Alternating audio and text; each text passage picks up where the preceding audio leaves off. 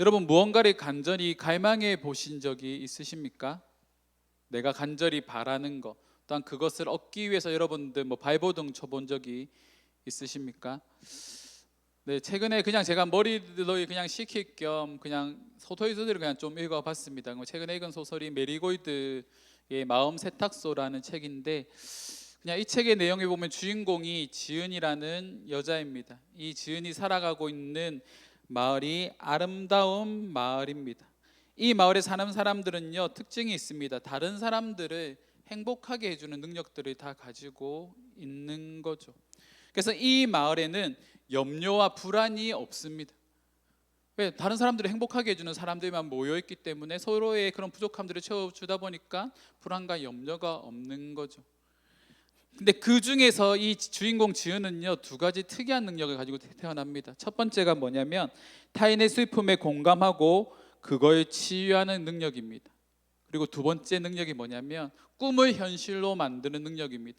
자, 성년이 되기 전까지 이제 19살이겠죠. 보통 우리나라가 성인식을 20살 정도 이렇게 민증이 나온 다음에 19살 되던 해에 이 지은이란 사람은, 주인공은 자신이 어떤 능력을 가지고 있지 못하는데 밤에 잠을 자다가 너무 피곤해서 깊이 잠들어야 되는데 잠이 안 드는 거예요. 그래서 뭔가 그냥 목도 마르고 해서 이제 거실에 나와서 물을 마시러 나왔는데 엄마와 아빠가 하는 대화를 우연히 듣게 된 거죠. 엄마 아빠가 그런 얘기를 합니다.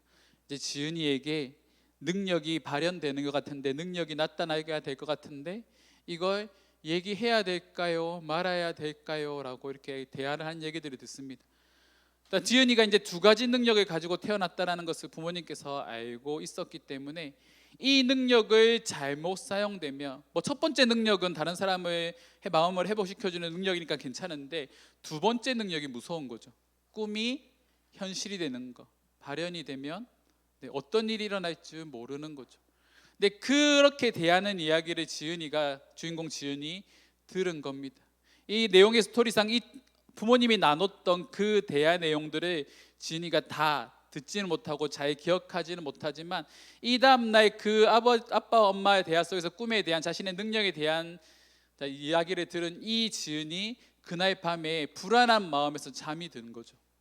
그리고 꿈에서 그런 꿈을 꿉니다. 엄청나게 큰 해오리 바람이 이렇게 불어와서 자기가 사랑하는 사람들을 다 이렇게 데리고 가는 꿈을 꾼 거죠. 근데 막상 이제 그런 꿈을 꾸고 깼는데 이게 현실인지 꿈인지 이해가 되지 않는 거예요. 분간이 되지 않는 그런 상태입니다.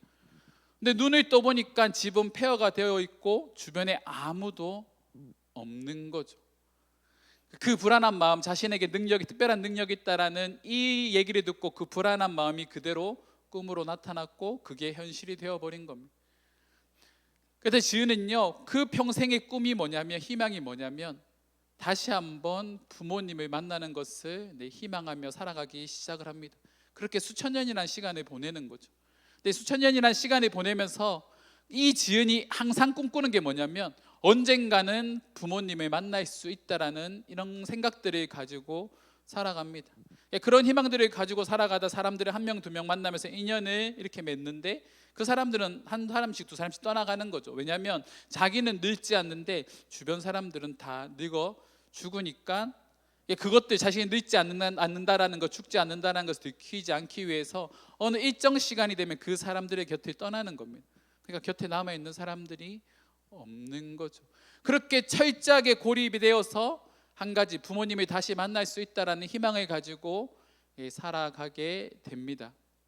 그리고 뒤에 다른 스토리가 나오는데, 그 다른 스토리는 그냥 여러분들이 책을 사셔 보시든 그냥 인터넷을 찾아보시든 그런 결말들은 들으시면 될 거고, 제가 말하고자 하는 게 뭐냐면 부모님을 다시 만나고 싶다라는 그 마음을 가지고 천년을 이렇게 살아왔다라는 겁니다. 무언가를 간절히 바래서 그것이 엄청나게 오랜 시간 동안 이루어지지 않는데 그것들을 붙들고 살아왔다라는 것, 그것에 대해서 오늘 함께 살펴보려고 합니다. 예전에 저도 그런 적이 있었거든요. 이런 꿈과는 아니지만 저희 집이 찢어지게 가난해갖고 제 평생의 소원이 메이커 신발 한번 신어보는 거였습니다. 중학교 때 이후로. 그래서 학교를 갔더니 친구들이 전부 다 나이키 신발, 리복 신발, 필라 신발 이런 것들 저희 때 되게 고가 브랜드였습니다. 근데 저는 시장통에서 사는 신발과 그 시장통에서 파는 되게 그렇잖아요. 무늬가 되게 알록달록하고 조금 이상하게, 지금 말하면 되게 심플하지 않은 이상하게 생긴 그런 무늬, 시장통에서 파는 책가방들이 있었거든요. 저는 첫 중학교 등교할 때 그 가방을 메고 그런 신발을 신고 이렇게 학교를 갔는데, 주변 친구들이 전부 다 뭐 나이키 신발 신고 있고 필라 신발 신고 있고, 그때 리복이 되게 또 유명, 리복 신발 신고 있고, 전부 다 메이커 신발을 신고 있는 거죠. 그래서 제 마음속에 나중에 내가 꼭 돈이 생기면, 돈이 벌면 나이키 신발 한번 신어보는 게 제 평생의 소원이었습니다. 근데 그 꿈을 제가 24살 때 사역하면서 이룬 거죠. 온통 머릿속에 이렇게 신발을 사야 되겠다는 생각밖에 없었습니다. 뭐 그런 생각이 조금 오래 가더라고요. 지금 뭐 신발에 대한 미련들이 그렇게 많이 없어서, 제가 사역을 하거나 조금 힘들어하거나 그런 표정들을 조금 내생을 하면, 저희 아내가 그때는 저희 예성이가 없을 때인데 저희 아내가 저를 이렇게 살며시 부릅니다. 그리고 그런 말을 하는 거예요. 자기야, 힘들지? 신발 사러 가자. 하면 또 제가 또 기분이 좋아갖고 아내 따라가갖고 이렇게 신발 받으면 마음이 편해지고, 또 기분이 좋아갖고 또 다음에 또 열심히 사역하는 그런 제 모습이 있었습니다. 신발에 대한 그런 갈망들이 저 안에 있었다라는 거죠. 오늘 본문에 등장하는 시편 기자는요, 우리가 원하는 세상적인 것들을 갈망하는 게 아니라 바로 오늘 본문 말씀에 보면 하나님을 갈망하는 모습을 계속적으로 고백을 하고 있습니다.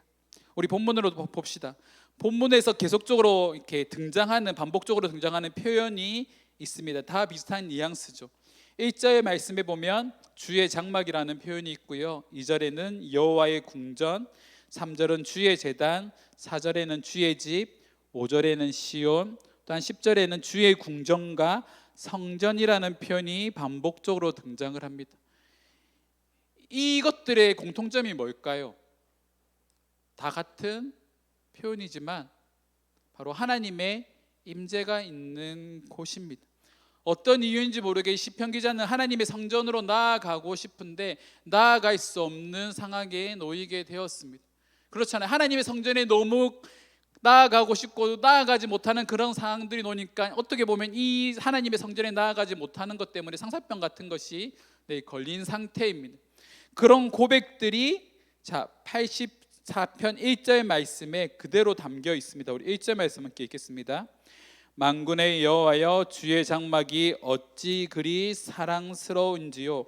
이 사랑스럽다라는 표현을 원어에서 살펴보니까 물이 끓는 것처럼이라는 표현입니다. 그러니까 물이 몇 도에 끓습니까?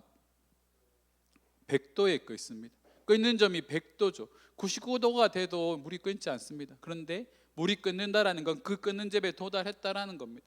근데 이 사람이 성전에 나아갈 수 없는 마음에 처음에는 가고 싶다, 가고 싶다, 가고 싶다, 그냥 이렇게 말만 하는 정도였다고 한다면, 이 마음이 정말 이제는 마음속에 가득 차서 막 끌어오르기 시작해서 이것들이 이제 입으로 아니면 몸으로 그런 부작용들이 나타나기 시작하는 거죠. 그렇잖아요. 뭔가 하고 싶은데 이걸 하지 못하면 병에 걸리지 않습니까?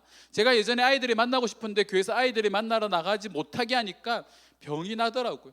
막 가슴속에서 막 답답해지기 시작하고, 아이들의 소리가 막 메아리 치기 시작하고, 그런 것들이 계속해서 머릿속에 맴돌다 보니까 제 자신이요 너무 미쳐가는 겁니다.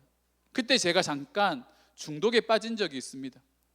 그때 제일 많이 했던 게 쇼핑입니다. 책상에 앉아서, 사무실에 앉아서 계속 인터넷 쇼핑만 하고 있는 거죠.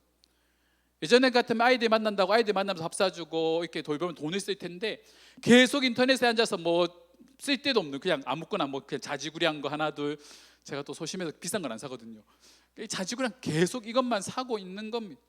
근데 머릿속에는, 마음속에는 아이들이 만나고 싶어서 막 이렇게 끌어오르는데 못하게 하니까 미쳐버리는 거죠.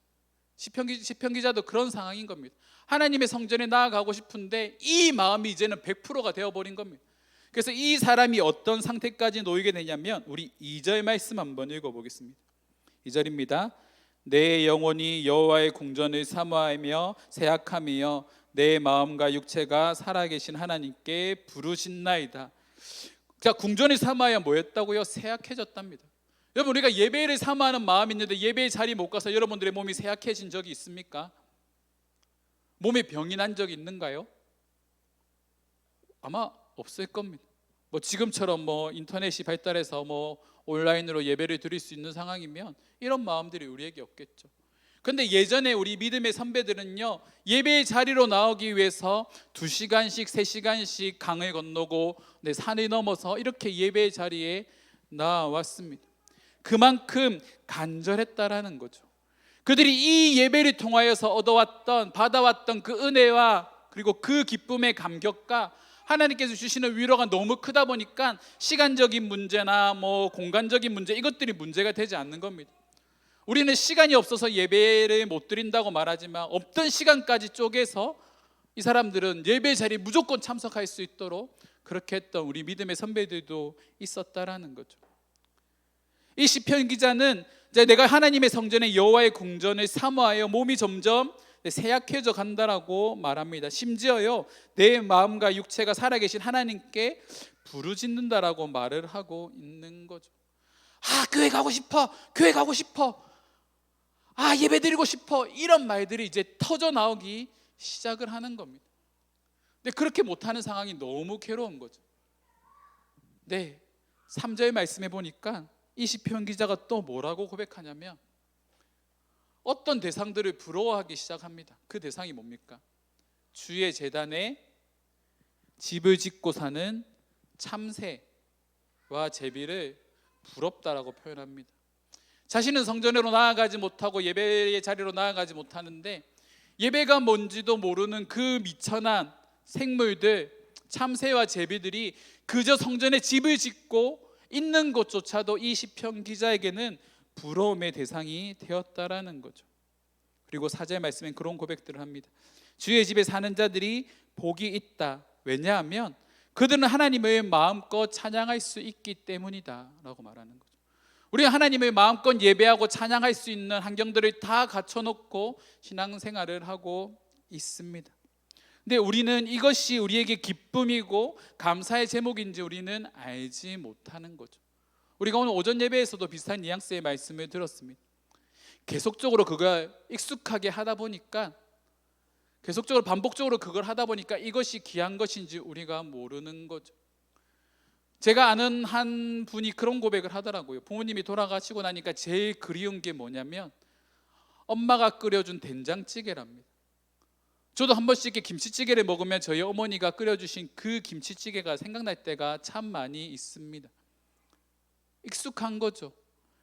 맛있는 거 많잖아요. 소고기도 있고 우리가 먹어보지 못한 그런 신비로운 음식들이 참 많이 있습니다. 근데 그 음식들을 보면서 맛있겠지 라고 이렇게 생각은 할 수 있지만 정말 마음을 다해서 먹고 싶다라고 생각한 적은 저는 없는 것 같습니다. 그런데 지금 계속적으로 제 마음에 드는 한 가지 마음은 어머니께서 끓여주신 김치찌개가 너무 먹고 싶은 생각들이 가득하다라는 거죠. 왜요? 이걸 못 먹으니까. 예전에는 익숙하게 먹던 것들인데 이제는 못 먹는 상황이 되니까 그게 너무 생각이 나는 겁니다. 우리가 하나님을 예배하지 못했던, 함께 모여서 예배하지 못했던 코로나가 우리를 덮쳤을 때 우리는 성전에 나와야지, 성전에 갈망하며 예배 드리고 싶어, 교회 가고 싶어라고 이렇게 생각하며 살아왔지만 막상 예배를 드릴 수 있는 좋은 환경들이 우리에게 다시 주어졌는데 우리는 그때의 마음들을 잃어버린 채 우리는 예배의 자리보다 세상의 자리를 선택하는 삶에 익숙해졌다라는 겁니다. 아까 제가 기도회를 하기 전에 말씀드렸던 그 말처럼 우리는 하나님을 선택하는 것보다 세상의 것을 선택하는 삶들에 익숙해졌다라는 겁니다.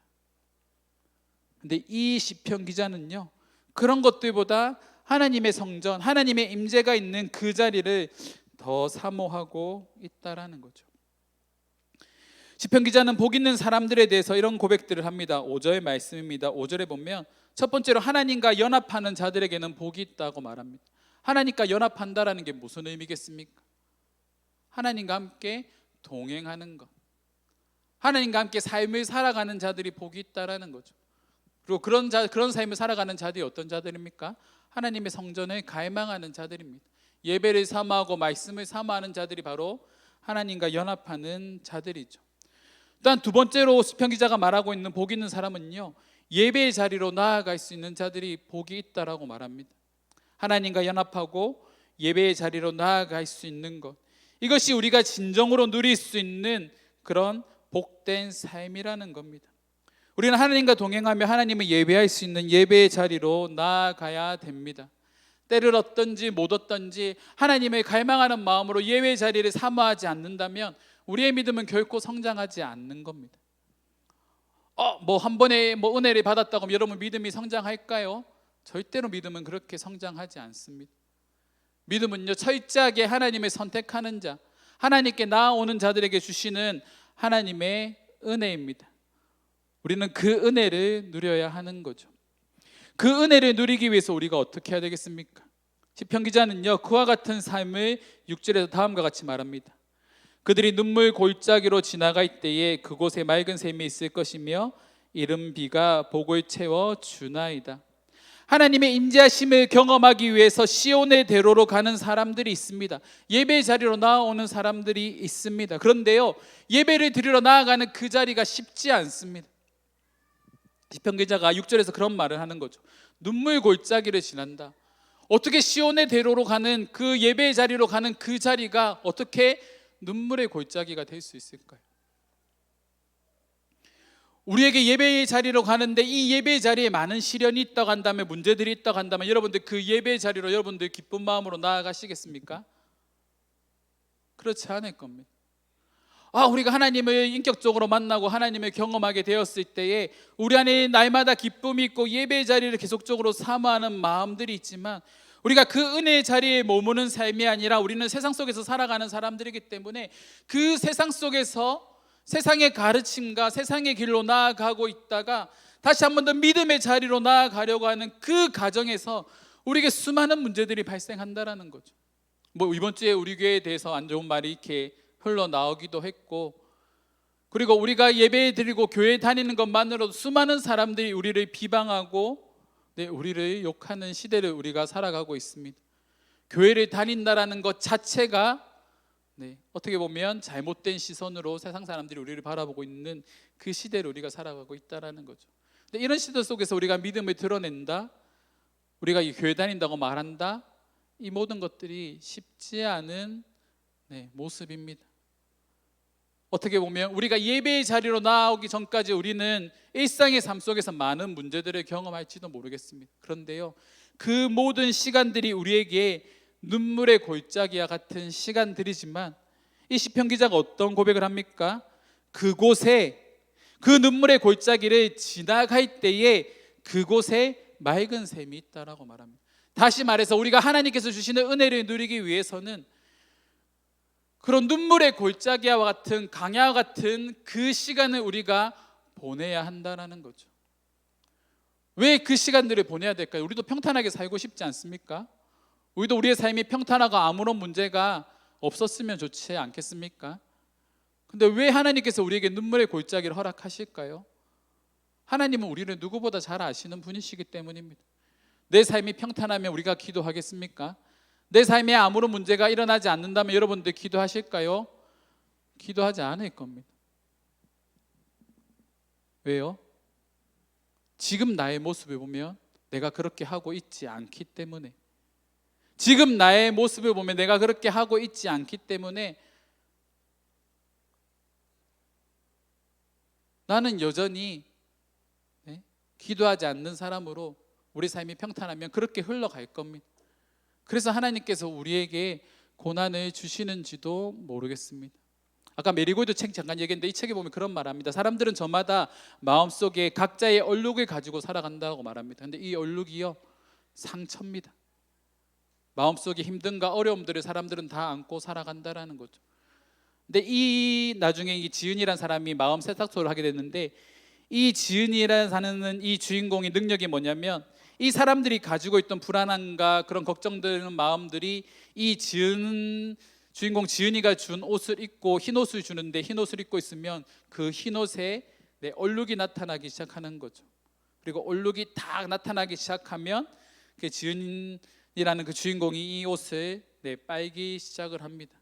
그리고 그 빤 옷을 이렇게 널어두면 그 안에 있던, 옷 안에 있던 얼룩들이 빛과 그리고 꽃잎의 모양으로 이렇게 흩날리기 시작을 합니다. 상처가 자신들이 가지고 있던 이 얼룩이 시간이 지나면서 빛과 꽃잎으로 변해가는 거죠. 어쩌면 우리가 하나님께 예배의 자리에 나오는 것도 그런 가정인 것 같습니다. 우리에게 많은 어려움들이 있지만 내가 하나님께 그런 마음들을 가지고 예배의 자리에 나와서 하나님께 간절히 기도했을 때 하나님의 나의 문제들을 해결해 주시는 것을 내가 경험한다면, 내가 일주일 동안 6일 동안 세상에서 살아가면서 받았던 그 상처와 아픔들이 나에게 때로는 빛이 될 수도 있고 나에게 소명이 될 수 있는 그런 놀라운 역사가 우리 가운데 일어난다는 것. 그래서 어떤 분들은 그런 말을 합니다. 상처가 곧 소명이다라고 말씀하시는 분들도 있습니다. 그리고 6절에서 또 어떤 말을 합니까? 이른 비가 복을 채워 주나이다라고 말을 하는 거죠. 이른 비는 10월에서 11월에 내리는 비입니다. 뭐 늦은 비가 4월에 내리니까 그 4월과 이게 10월의 간격만 보더라도 6개월 동안 이스라엘 중동 지역은요, 비가 내리지 않아서 마른 땅이 계속적으로 유지되고 있습니다. 6개월 동안 방치해 놓으면 이 햇빛에 계속 땅이 노출되어 있으면 땅은 뭐 쩍쩍 갈라지기 시작하고 막 모래바람만 날리는 그런 땅이 되겠죠. 그런데 이 2달 동안 집중적으로 내리는 이 비 때문에 이 땅의 토질이 바뀌는 겁니다. 특히 우리가 잘 알고 있는 애굽 같은 그런 나라에 나일강이 있지 않습니까? 그 나일강이 이 이른 비를 통하여서 엄청나게 많은 비를 이렇게 강이 이렇게 수용을 하게 되면 강이 범람하기 시작하는 거죠. 근데 이 나일강 주변은요, 이 강이 범람하기 시작하면서 그 주변을 다 적시고 그 주변의 땅들이 좋은 토양으로 바뀌기 시작해서 농사를 지으면 어떻게 보면 풍년이 이렇게 일어나는 그 강야의 시간, 이 메마름의 시간을 모두 다 커버할 수 있는 엄청난 양의 그런 곡물들이 재배되기 시작하는 겁니다. 하나님께서 우리에게 주시는 은혜도 그와 같다라는 거죠. 우리가 삶을 살아갈 때 예배의 자리로 나오기 전까지 우리가 경험했던 그 수많은 아픔들, 그리고 상처들, 문제들, 그런 마음들을 가지고 내가 하나님을 사모하는 마음을 가지고 있는 자들에게 하나님은 이런 이른 비와 같은 축복을 부어주신다라는 겁니다. 우리가 생각했던 그 정도 수준의 은혜가 아니라 우리가 상상할 수 없는 은혜로 하나님께서는 우리의 마음을 위로하시고 우리의 문제를 해결해 주시는 분이라는 사실을 여러분들 반드시 기억하시기 바랍니다. 그래서 우리가 그런 마음을 가지고 살아갈 때에, 자, 시편 기자는요 7절에서 다음과 같이 고백을 합니다. 우리 7절 말씀 함께 읽겠습니다. 그들은 힘을 얻고 더 얻어 나아가 시온에서 하나님 앞에 각기 나타나리이다. 힘을 얻어서 어디로 나갑니까? 시온에서 하나님 앞에 나타나리이다. 하나님께서 우리에게 주시는 힘으로 말미암아 우리는 시온에 도달하게 될 겁니다. 근데 이 시온을 조금 더 확장해서 생각하면 최종적으로 우리가 가게 될 그 하나님의 나라, 그 하나님의 나라에 우리가 반드시 도달하게 된다라는 거죠. 근데 그 시온에 나아가기 전까지 우리에게 강야와 같은 눈물의 골짜기와 같은 그런 삶들이 우리에게 주어지겠지만 우리가 그 모든 문제들을 하나님을 갈망하는 마음으로 예배의 자리에 나오고 기도의 자리로 나오고 땅 우리의 도움이 필요한 손길들 가운데 하나님께서 우리에게 말씀하신 그 말씀대로 살아내는 거룩한 삶을 통하여서 우리가 하나님께서 주시는 힘으로 말미암아 우리의 최종 목적지인 하나님 나라 그 시온에 도달하는 날이 분명히 있다라는 겁니다. 우리가 너무 유한한 것을 쫓아 살아가지 않았으면 좋겠습니다. 마치 이 땅에서의 삶이 마지막인 것처럼 우리가 살아가지 않았으면 좋겠습니다. 그럼 그 세상 사람들과 우리가 다를 바가 없잖아요. 세상 사람들과 우리를 뭐로 구별하겠습니까? 똑같이 예를 들어 우리가 200만 원을 번다고 생각해 봅시다. 우리는 이 200만 원을 가지고 뭐 한 달을 살아가야 되겠죠. 세상 사람들도 그렇게 살아갈 겁니다. 그런데요, 똑같은 200만 원을 우리가 번다라고 말을 하지만 우리는 이 200만 원을 가지고 또 다른 일들을 하는 사람들이 되어야 되는 거죠. 우리는 이 물질을 가지고 가난한 자들을 섬기고 도움이 필요한 자들에게 나아갈 수 있는 그런 삶까지 우리가 살아내야 하는 겁니다. 근데 세상 사람들은 자기 것을 세우고 자기 것을 누리기 위해서 이것들을 사용을 하지만 우리는 이것들을 가지고 하나님의 나라를 위해서 교회를 세우고 또 주변에 있는 사람들을 섬기는 일에 이 물질을 사용합니다. 그럼 어떻게 됩니까? 당연히 부족하겠죠. 당연히 부족한 수밖에 없습니다. 그런데요, 그 부족한 가운데 하나님의 은혜가 임한다라는 겁니다. 우리가 하나님을 갈망하지 않고 하나님을 따르고자 하는 그런 마음들이 없는 자들에게 하나님의 능력이 행해질까요? 내가 다 할 수 있다라고 고백하는 그런 자들에게 하나님의 능력이 나타나겠습니까? 나타나지 않습니다. 철저하게 나의 것을 비우고 내가 아무것도 아닌 것이며 난 아무것도 할 수 없음을 고백하는 자들에게 하나님의 능력이 나타나는 겁니다. 그런 삶을 우리가 고백하기를 원하는 거죠. 여러분들 왜 기도하지 않을까요? 기도하지 않아도 자기가 할 수 있다고 생각하기 때문입니다. 충분히 살아낼 수 있다고 생각하기 때문입니다. 그리고 막상 그렇게 살아가다가 고난을 만나면 그제서야 기도하기 시작하는 거죠. 그래서 그 문제가 해결되고 나면 또 뭐 합니까? 또 다시 제자리로 돌아가는 겁니다. 또 그렇게 반복되겠죠. 그런 사람들에게 믿음이 성장할까요? 믿음이 성장하지 않습니다. 믿음은 끊임없는 선택입니다. 이 시편 기자가 하나님의 성전을 갈망하고 그곳에 나아가기 위해서 끊임없이 그의 시선을 고정하고 난 언젠가 그 자리에 나아갈 거야. 그 시온의 자리로 나아갈 거야. 하나님의 성전으로 나아갈 거라고 다짐하고 끊임없이 걸어가는 그 도전 속에서 그것들이 멈추지 않겠다고 선택하는 그 과정에서 이 사람의 믿음이 자라가는 거지, 포기하고 낙심하고 아무것도 하지 않는 자들에게, 그저 그렇게 종교 생활하는 자들에게 하나님의 능력과 하나님의 은혜는 나타나지 않는 겁니다. 그런 자리에서 우리가 철저하게 돌아서야 합니다. 사랑하는 성도 여러분, 하나님을 선택할 수 있는 자들이 되기를 주님의 이름으로 축원합니다. 어떤 상황 속에서도 하나님을 선택할 수 있는 용기가 있는 그런 이음교회 성도들이 되기를 간절히 소망합니다. 그 사실을 알고 있기 때문에 시편 기자는 8절에서 다음과 같이 말합니다. 만군의 하나님이여, 하나님 여호와여, 내 기도를 들으소서. 이 만군의 하나님이라는 이 표현이요, 전쟁 용어입니다. 뜻을 찾아보니까 승리케 하시는 하나님이라는 뜻입니다. 만군의 여호와, 전쟁에서 승리케 하시는 하나님. 우리는 날마다 전쟁 속에서 살아갑니다. 소위 말하는 영적 전쟁이라고 말하죠. 우리의 믿음을 지키기 위해서 살아가는 그 수많은 영적 전쟁에서 우리가 살아가고 있지만, 이 시편 기자가 8절에서 어떤 고백을 합니까? 내 기도를 들으소서, 야곱의 하나님이여 귀를 기울이소서라고 부르짖고 있습니다. 승리케 하시는 하나님을 신뢰하기 때문에 그는 아무것도 하지 않는 것이 아니라, 하나님께서 그저 나에게 승리를 주시겠지라고 이렇게 넋놓고 하는 것이 아니라 더 하나님께 기도한다라는 겁니다. 근데 어떻게 기도합니까? 야곱의 하나님이라고 부르짖으며 기도한다라는 거죠. 왜 야곱의 하나님이라고 표현할까요? 구약에 등장하는 대표적인 언약에, 하나님께서 언약에 대해서 말씀하실 때 사용하시는 3명의 사람이 있습니다. 그 3명이 누굽니까? 아브라함과 이삭과 야곱의 하나님입니다. 언약의 하나님이란 뜻이죠. 약속을 이루시는 하나님, 반드시 성취하시는 하나님이라는 뜻입니다. 우리가 하나님의 자녀로 부름받았고 그 하나님께 부르짖는 자의 기도는 하나님께서 반드시 들어주신다라는 겁니다. 근데 그런 자들이 어떤 자들입니까?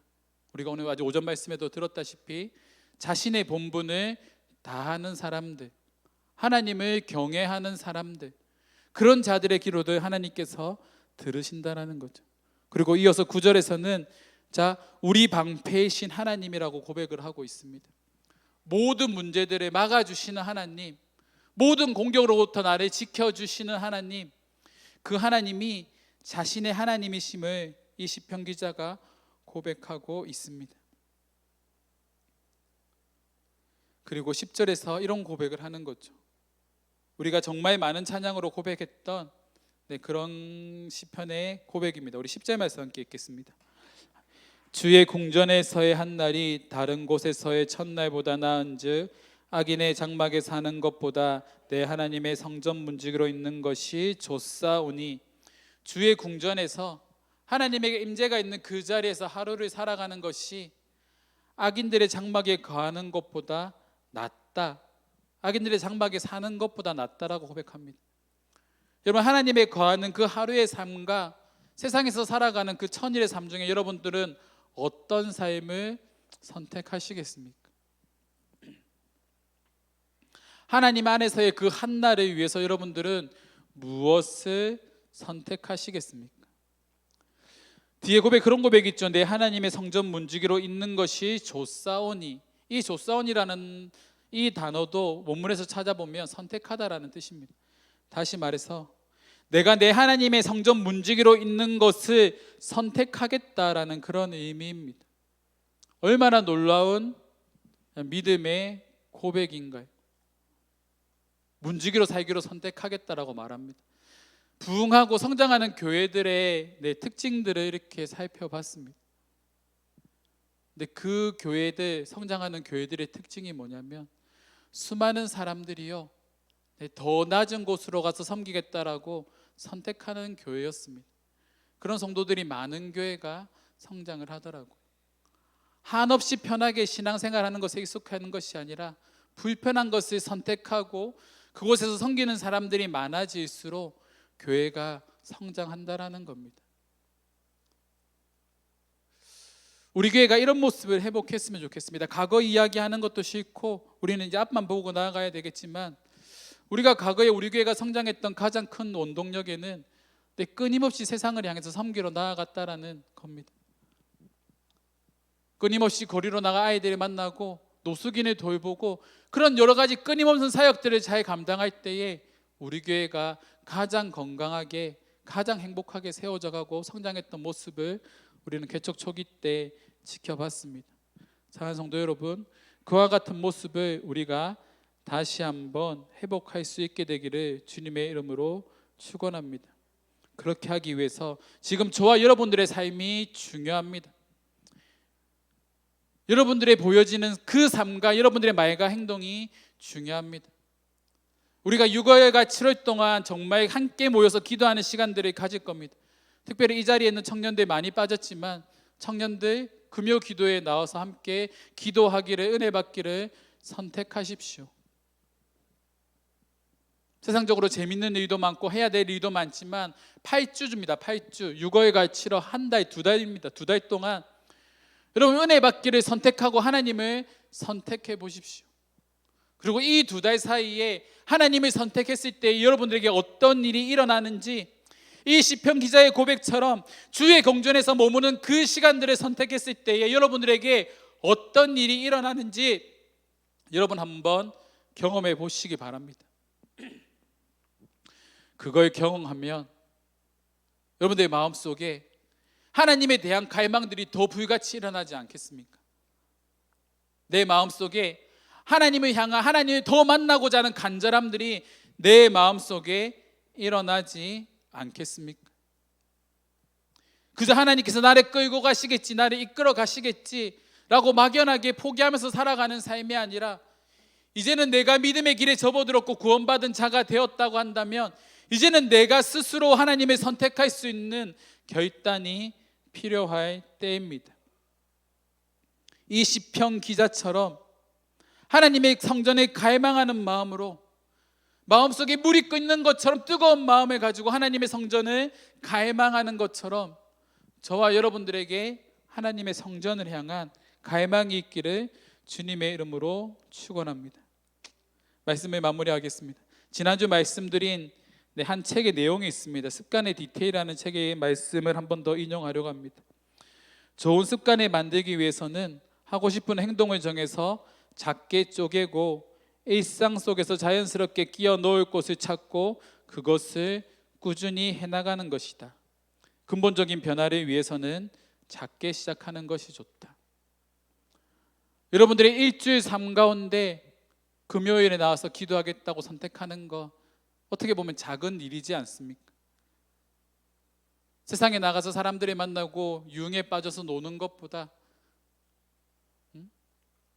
이 한 번의 선택, 술 좀 덜 마시고 사람들과 좀 덜 만나도 그 시간에 내가 하나님께 은혜 받겠다라고 선택하고 하나님께 조금 더 나아가겠다고 선택하는 그 작은 선택을 통하여서 하나님은 여러분들의 삶을 변화시킬 겁니다.